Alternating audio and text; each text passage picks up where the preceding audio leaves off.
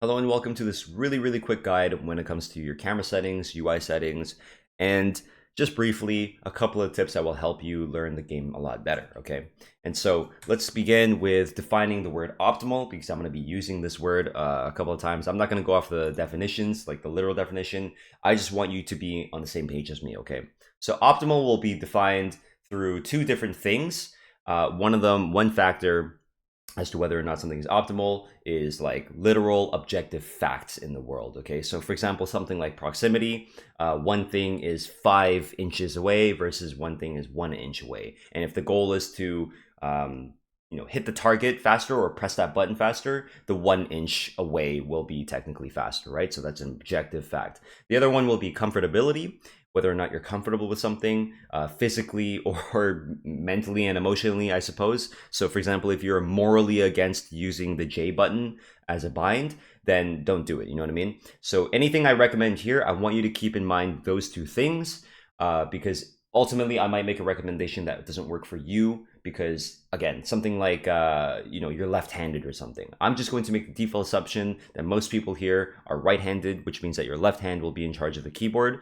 And also I do want to mention that there are some truths that are just basically immutable, okay? Number one being that on your hands, certain fingers, they're built different, okay? Not all fingers are built the same. Certain fingers will be more dexterous, those being your thumb, your pointer finger, and your middle finger, which means that your ring finger and your pinky finger, although they're useful, they're not going to be as dexterous, okay? It doesn't mean that they're like you shouldn't bind anything to them. Of course, they should have responsibilities. You should leverage the full force of your hands such that you have that, right? Like, I feel bad saying this, but I have to caveat all these things, right? Like, you understand what I mean. Basically, your pointer finger is super OP, okay? So let's go through a couple of these things that are really important. Show aiming laser, you just want this on, okay? And you don't want to limit your aiming laser. When you limit your aiming laser, it means that your thingy will pull back to wherever you are. It's actually kind of bugged here. Just don't even worry about this. Do not limit your aiming laser to cursor and always show it and always show character ground circles. Character ground circles look like this. It shows the back hitbox with the red. Instead of aiming at people's visual models, you can aim at their circle, okay? This is where they are. Even if they're jumping, just shoot at the circle instead, right? Obviously, you want to shoot at the player itself. For example, if they are going underneath and they go into the abyss, the red circle denotes where they actually are. Do not shoot at the visual model. You will miss. You know what I mean? So in this game, there are very clear visual indicators for these things. Okay, that aside, let's go into keybinds. So the only things I'm going to say when it comes to keybinds, do not just like take my recommended at face value, except the E key, okay? You want to understand that your WSD movement, this is where your resting position will be, right? You can move WSD to ESDF if you're like a WoW player, RDFG if you really want to, stuff like that, but you're gonna move away from your shift, blah, blah, blah. Assuming you want to leave your movement on WSD, which I think is pretty fucking optimal given the other keys on the left here, you want to cluster most of your binds around WSD. For example, QERF, ZXCV. Now, the most easily accessible will be your ERF because it's not only your pointer finger, it's also not a weird movement such as pulling your hand down from your resting position to go to the ZXCV, for example, right? So you can see, given that, we don't actually want our interact to be on E. You want to throw that to another bind because even though you use interact often, you won't use it as often and in more important contexts as something like your abilities. That's why I have my utility ability on E. Okay, just really quickly, on your right hand, you have LMB, RMB, left mouse button, right mouse button. These are very powerful binds. Okay, these are probably the most easy binds ever because it's your right hand, which is your default hand, right? Your what's it called? What's the term? I'm so stupid. Okay, whatever. Unless you're ambidextrous, I guess. Like in which case there's no difference or some less of a difference. Your right hand, your primary hand, having an LMB and RMB responsibility, very OP. Don't touch that, okay? Your ability 2 is actually one of your most used. Now, you can change this because some hunters will have their RMB and their Q key a little bit reversed in like what you want to be doing. For example, like Kingpin or maybe Zeph healing, you want to have on like a button and not a click. You can do that, I suppose. But for the most part, I wouldn't change that unless it's absolutely important, such as like a hunter having a different set of abilities or different responsibility. With that being said, your left shift I think is really OP. Now your dash could be on something like space. You don't actually have to have your jump bound. to something like space. You can do anything for your dash that is easily accessible. I'm totally fine with pinky because I've trained my hands. I play Tetris as well. Like it's a whole thing. Hand size also matters, I guess.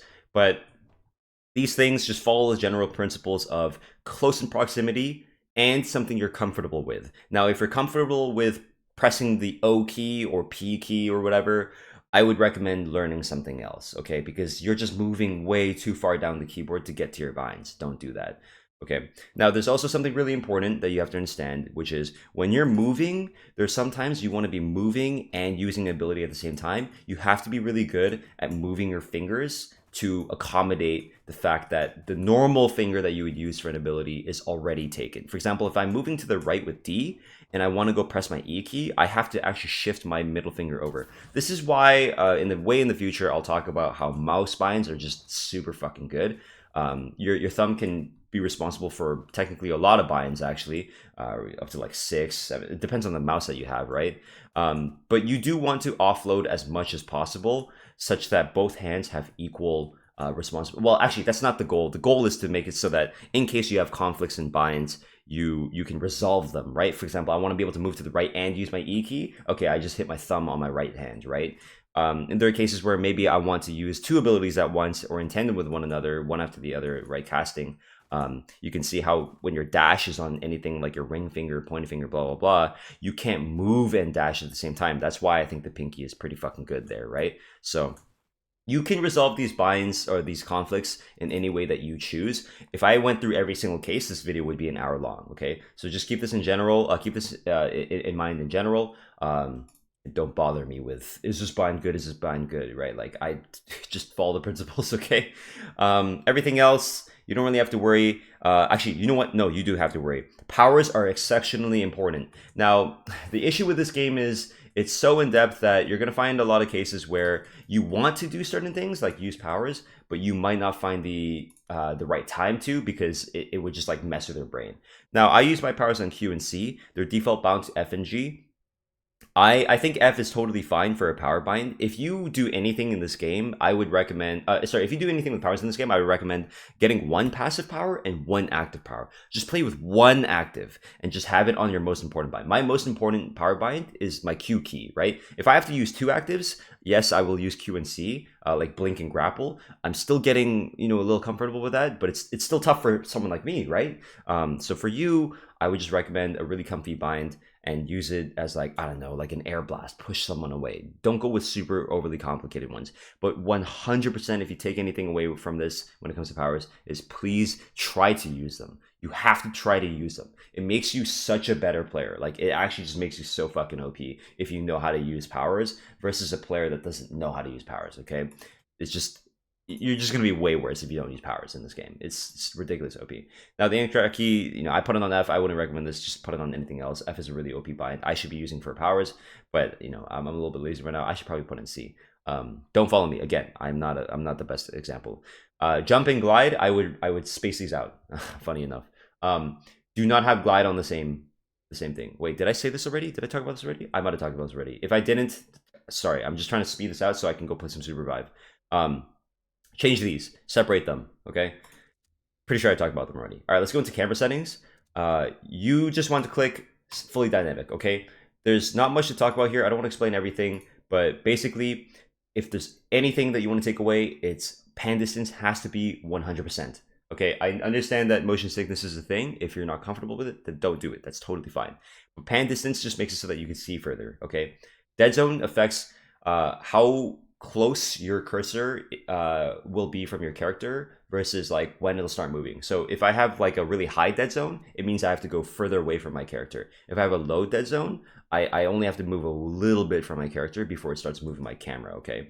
Now, the reason why this is important is because you don't actually want to move your camera or your cursor out far before it starts moving the camera, because you will actually miss details. If you're a low DPI player like me, this is especially true. If you're a high DPI player, yes, you can push your mouse to the, like closer to the edge faster, but it'll still be worse because if you have to move your cursor to the other side of the screen, you're gonna have to move a lot more, right? But when you have a low dead zone, I can keep my cursor close to my character, right? This way, I can turn a lot easier. I can do circles like this if I have to, and I can flick a lot easier. And in general, I have to move less, right? Or the other way is to say I don't have to move as much.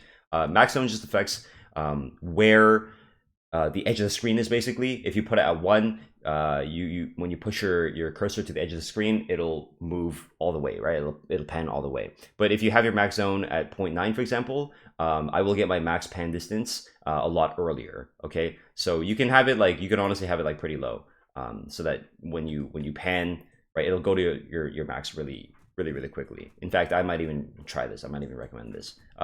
Now, when the camera jitters like this a lot, I know it messes with people. So again, don't follow my binds. Just do whatever's comfortable for you. Tinker with them. People are very lazy. That's exactly why I'm making this video. It's because I know you guys are going to be lazy. You don't want to actually like think about it. You just want me to tell you. So here, just do this then, okay? Keep glide zoom out on, because whenever you glide, you will look far. If I hit control, I will look far as well, right? You need to be able to see a lot in order to inform yourself. And when you inform yourself about the game, you can make better decisions, okay? Don't turn on smooth corrections. It's just fucks with your brain, okay? Don't do that. Everything else, I don't really care for. When it comes to UI, this one I really want to show. You actually do want to play with these on. Show secondary ability, R&B, ultimate, not hardware cursor, sorry. What this does is it creates little dots around your cursor. If you look at this, I know it looks a little bit weird, right? But these represent your abilities, okay? So for example, the one at the bottom is my left shift. And then the other ones, when they're green, it means that they're off cooldown. These will represent my abilities, all right? Now, these abilities are very OP, right? The double cast on the E is pretty funny. So this way you can tell where, you know, when your abilities are up, without having to look at the bottom left, because normally I like my HUD in the bottom middle, but unfortunately I can't do that, right? So you might as well have this on if you're that kind of player. If you're like a WoW player and you like your add-ons, I like my add-ons.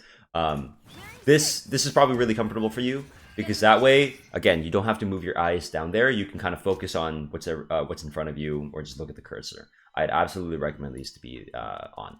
Okay, so that's keybinds and UI at a very, you know, default simple level. Hopefully you understand the general principles. Now let's talk about general tips, okay? You do not want to glide in combat. You know how many noobs just like, okay, first of all, they turn their back and then they glide, right? Now, you can do this if you're very confident that no one's there, okay? But you don't want to use your glide in combat, and you want to get really good at feathering it. Basically, all you need to know is you can mantle and you can left shift in the abyss. You see how when I go from here to here, I glide once, okay? I just glide once. This means that I have the least amount of time when I can get spiked as possible. Now, noobs will do this. They will just kind of glide. Now, I obviously will do this when I feel like I'm safe, and sometimes I'll get punished for it.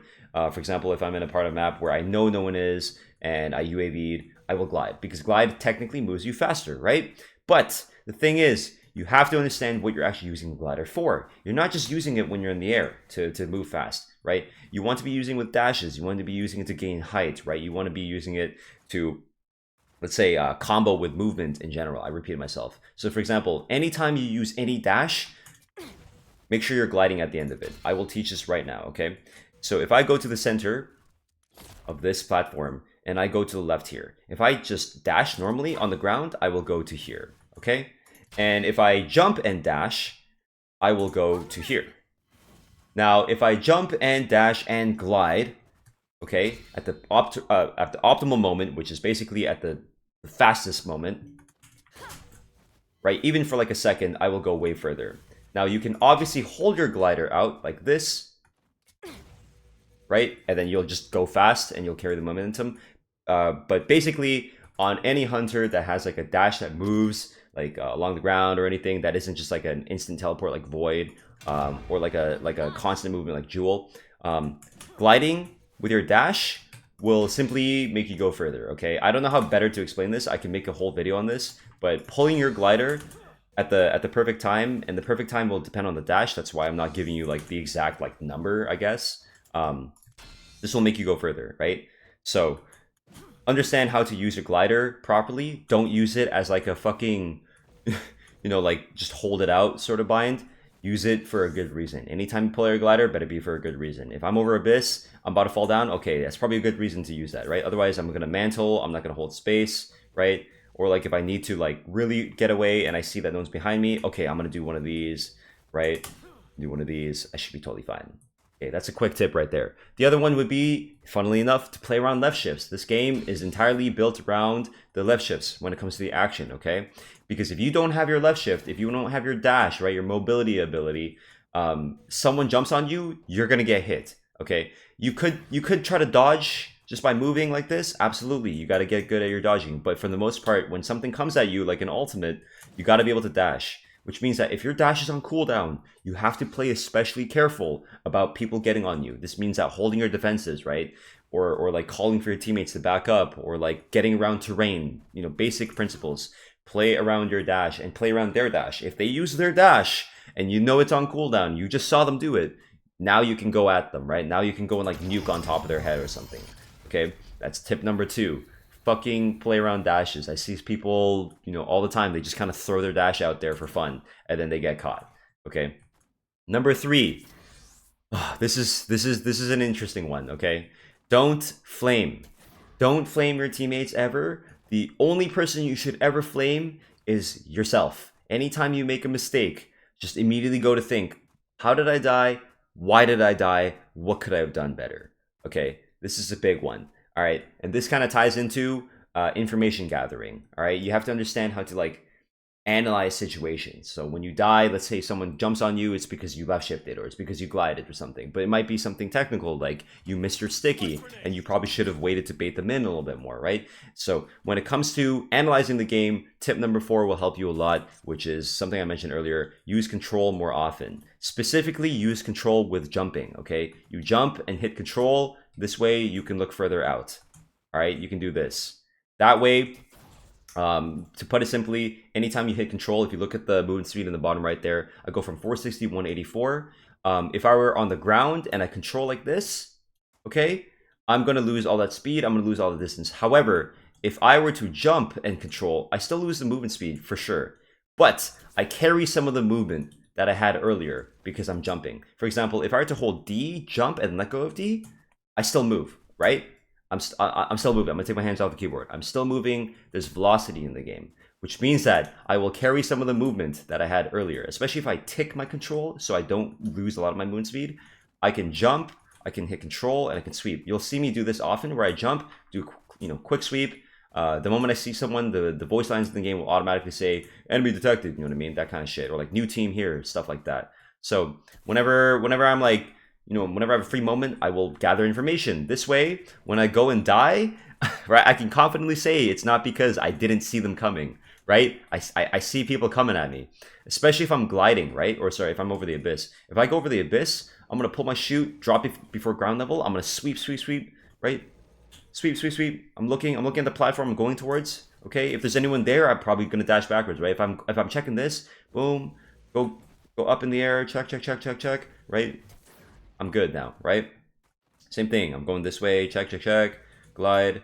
Okay, I'm clear. I can dash onto it. Maybe we're good. All right. So information gathering, really OP. These are my tips. I'm just making this video so I can link it to people when they ask. Okay. I'm so lazy. All right. Thanks for watching. Hopefully that helps.